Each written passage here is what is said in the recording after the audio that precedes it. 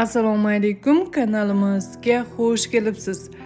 Bananning foydali ekanligini juda ko'pchilik yaxshi biladi. Banan po'sti bilan ham bir nechta kasalliklarni yo'q qilish mumkin ekanligini bilasizmi? Hali ham banan postini tashlab yuboryapsizmi?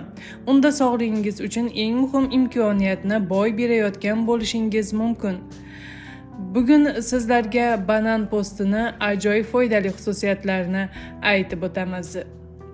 Shu kundan boshlab men ham uni sinab ko'rishga qaror qildim va natijaga shunday erishdim.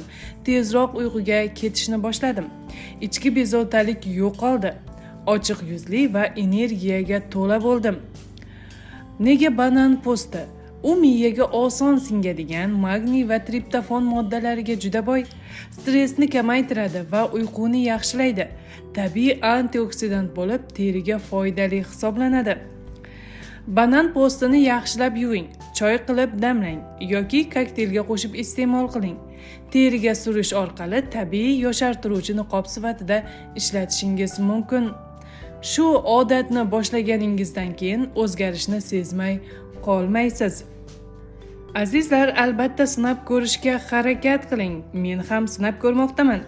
Kanalimizni kuzating va doimo sog' salomat bo'ling. Xayron.uz kanali faqat siz uchun.